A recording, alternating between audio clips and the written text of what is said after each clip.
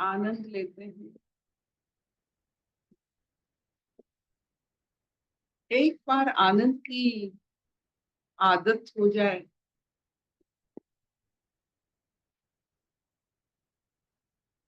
और आप देखोगे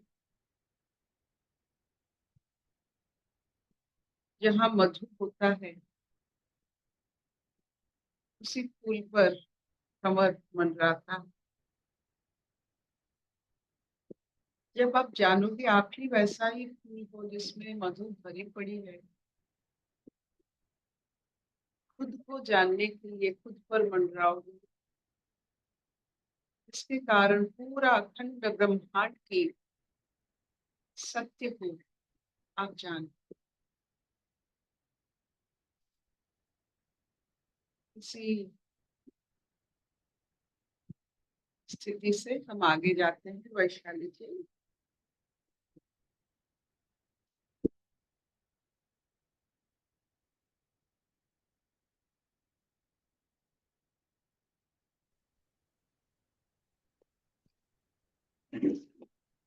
अर्पिता, श्लोक बोलूं क्या? हाँ जी, हाँ जी, हाँ जी। अ, हम लोग गीता का 6वां अध्याय पढ़ रहे हैं, आत्म संयम योग। उसमें हम आज श्लोक नंबर 45 पढ़ेंगे। भगवान योग भ्रष्ट के लिए बोल रहे हैं। श्री भगवान उवाच प्रयत्नादात्मानस्तु योगी संशुद्ध किल्बिषः अनेक जन्म संसिद्धः ततो याति परां गतिम्। प्रयत्नादात्मानस्तु योगी संशुद्ध किल्बिषः अनेक जन्म संसिद्धः ततो याति परां गतिम्। परंतु प्रयत्न पूर्वक अभ्यास करने वाला योगी तो पिछले अनेक जन्मों के संस्कार बल से इसी जन्म में संसिद्ध होकर संपूर्ण पापों से रहित हो फिर तत्काल ही परम गति को प्राप्त हो जाता है। हरिओम।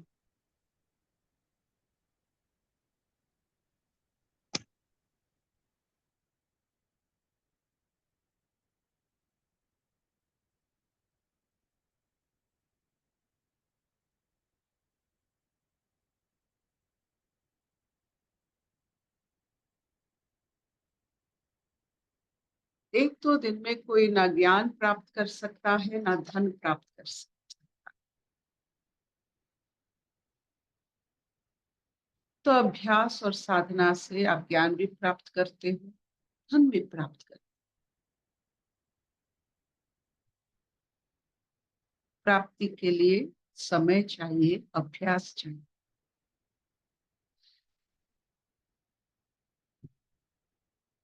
जब आप अभ्यास करते हैं, करने की जो सामर्थ्य अपने आप में उपज होती है, जो अभ्यास करने की इच्छा होती है। देखिए, हम 6-15 में अभी अभ्यास की कारण हम आ रहे हैं। ये एक छोटी सी बात नहीं है। 6-15 में बैठना जो अभ्यास के द्वारा हम सिद्ध कर रहे हैं। कभी इच्छा नहीं हो रही है, कोई बहाना बन रहा है। जब हम ये सिद्ध कर रहे हैं, इसके साथ हमारे अंदर एक ऊर्जा जो हमें आगे लेती है। आगे मतलब कहाँ? आगे मतलब उस स्थिति को, जिस स्थिति को प्राप्त करने के बाद और कुछ प्राप्ति की इच्छा ना। जब तक प्राप्ति की इच्छा होती है तब तक हमारा अभ्यास नरम, कठिन नहीं।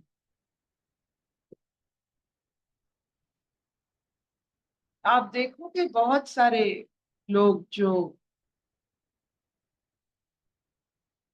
सिर्फ जैसे कर्म कांड करते हैं, जो सब बहिर्कर्म होता है, वही कर्म में अपने आप को निवृत्त करते हैं। आपको याद होगा, जब आप पढ़ाई करते हो तो आप शुरू करते हो तो पढ़ते हो, तो पढ़ते पढ़ते आप खो जाते हो, और आपको उस खोने का एक, क्या कहते हैं, गिफ्ट मिलता है। You get a present when you lose yourself, you get a present. वो प्रेजेंट क्या होता है? वो जो पढ़ाई किए हैं वो कॉन्सेप्ट रटना, और वो कॉन्सेप्ट को समझना। रट कर कोई कॉन्सेप्ट को नहीं समझ सकते, और जो कॉन्सेप्ट को समझते हैं उसके लिए रटना कोई जरूरी नहीं। आप देखे होंगे, जब हम पढ़ाई करते हैं, टेबल साफ कर लेते हैं, कलम में स्याही डाल देते हैं, सुंदर से अपना किताब और जो खाता वही सब लेकर टेबल में रखते हैं, अपने आप को सजा करते हैं, लेकिन 5-10 मिनट पढ़ने के बाद और इच्छा ही नहीं होती। यही होता है, जब तक हमें कोई भी अवस्था में उस कॉन्सेप्ट की पता ना हो। जैसे अभी हम गीता पढ़ रहे हैं, सत्संग में है, तो उसका कॉन्सेप्ट क्या है? इसमें हमें एक खुलापन मिलता है, जहां मतलब इसमें कोई बंदगी नहीं है, कोई बंधन नहीं है। हम सोच सकते हैं, ये कॉन्सेप्ट है लिबरलाइजेशन, ये कॉन्सेप्ट है फ्रीडम की। तो एक बार हमें पता चल जाता है कि हमें कौन सी स्थिति में हम पहुंचे हैं और पहुंच सकते हैं, तब हमारा सब रिलीजियस जो होता है, जो ये जलाना वो करना, ये सब साधन जरूर है, सब साफ सफाई, साझापन, निर्मलता, ये सब जरूरी है, लेकिन इसी में हम खो नहीं जाते। अपना गोल कभी ये नहीं होता है कि हमने कितने अच्छे तरह से सब सामग्री इकट्ठे किए हैं हवन के लिए। हवन चाहिए। हमारा जीवन सिर्फ सामग्री उठाने में, चाहे वो सोच का हो या वस्तु का हो या अपने मन की इच्छाओं का। तो कोई भी योगी अभ्यास करता है, और वो उसका लक्ष्य स्थिरता की और सतचित आनंद की ओर रहता है। कॉन्सेप्ट है सतचित आनंद की। सत में रहेंगे, चित पर विहार करेंगे, और उसका बाय डिफॉल्ट हमें आनंद की अवस्था होता है। जो सत में रहते हैं, चित के ऊपर विहार करते हैं, जैसे आपने देखा है, चित को हम समंदर मानते हैं, और चित के ऊपर जो विहार करते हैं वे हंस होते हैं। चित की समंदर में विहार करने वाले श्वेत हंस एक उपाधि होता है। जो इसमें रहते हैं उसको परमहंस की उपाधि मिलती है।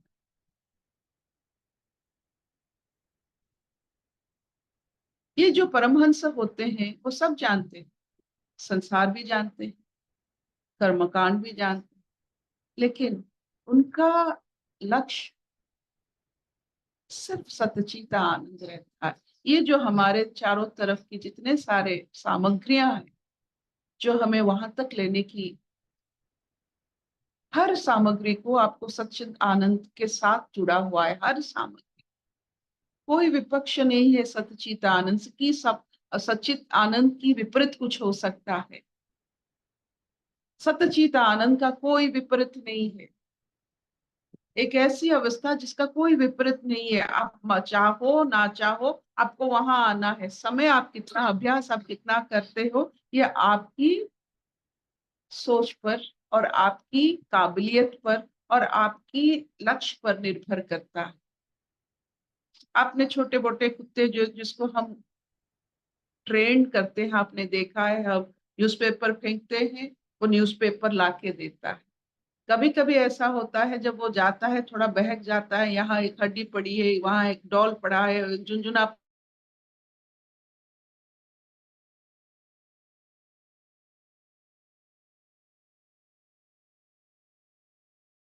वैसे हमारा मन फंस जाता है कहीं, तो सबसे बड़ी बात है आपके अंदर में ही वो आवाज आएगी।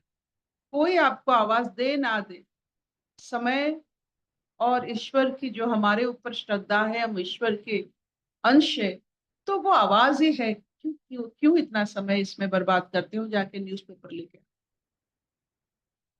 It will happen, you don't need anyone.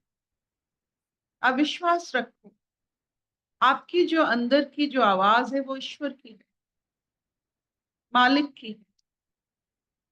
कहीं ना कहीं, कभी ना कभी, अब हम जब बहकते हैं, ये आवाज ही हमें समेट लेता है, बिखरने से समेट लेता है। नहीं तो बिना अनुभूति के हम बिखर जाएंगे, पंचभूत में लीन हो जाएंगे बिना अनुभव के। इतने सुंदर शरीर मनुष्य का, जो ईश्वर का अनुभव कर सकता है, वर्णना कर सकता है, और सबसे बड़ी बात है अपने आप को ईश्वर भी मान सकता है।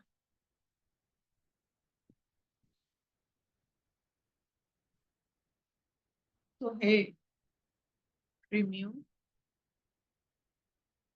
आपके ऊपर निर्भर करता है आपका अभ्यास, आपका लक्ष्य, और आपकी सामग्री उठाने की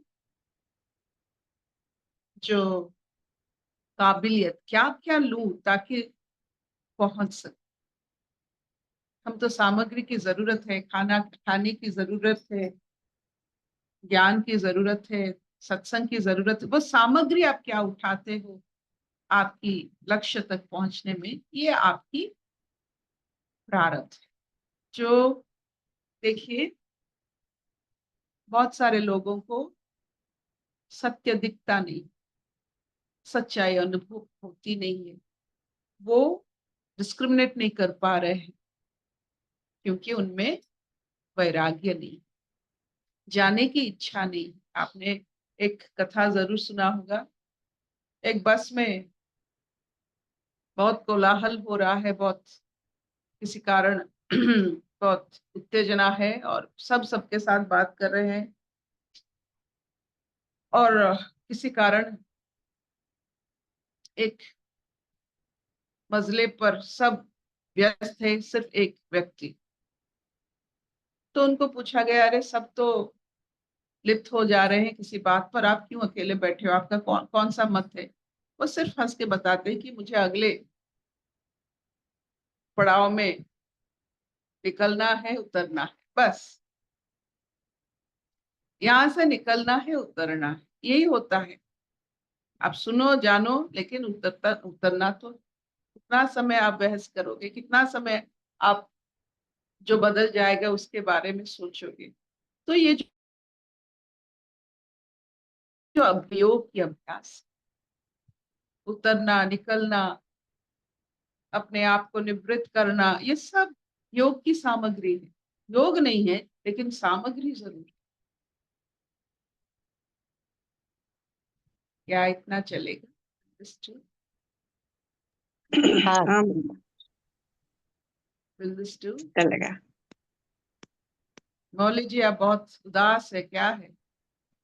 नहीं दीदी बिल्कुल उदास नहीं हूँ। स्वागता जी। आज आपने बोला प्रेमियों, बड़ा सुंदर लगा आपके मुंह से सुन के। तो जब हम प्रेम कर रहे थे, खुद को मान रहे थे, अपने आप को राधा मान रहे थे, तो अच्छा लगा हमें। शून्यपन में राधा बनते हैं और संपूर्ण में कृष्ण बनते हैं। कृष्ण कृष्ण है, कोई उनको कृष्ण मानता है, शून्य बनकर कृष्ण मानता है, नहीं तो कृष्ण नहीं बन। तो जीवन में अगर किसी को पूर्ण करना है, खुद को शून्य करनी है। बहुत बढ़िया। अशतान सद्गमय तमसो मां ज्योतिर्गमय मृत्युर्मां अमृतंगमय। सर्वे सुखिनः सन्तु सर्वे सन्तु निरामया। सर्वे भद्राणि पश्यन्तु मा कश्चित् दुःखभाग् भवेत्।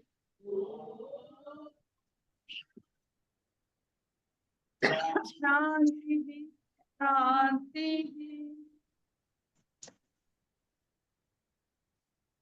शब्दानी चुलबे। हाँ बढ़िया सुंदर।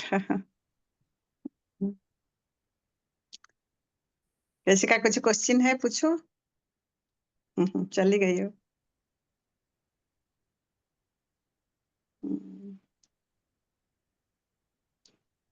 हरिओम आंटी। अभ्यास करते करते इसका ही चाहत बढ़ने लगा है आंटी अभी अंदर। अभी हर पल इसका ही मतलब अंदर से वो अणु अणु पुकारता है। बैठने को मन करता है और चुप भी होने को, वही शांत में बैठ जाओ करके ऐसे ही लगता है आंटी अंदर से हर पल। Thank you aunty.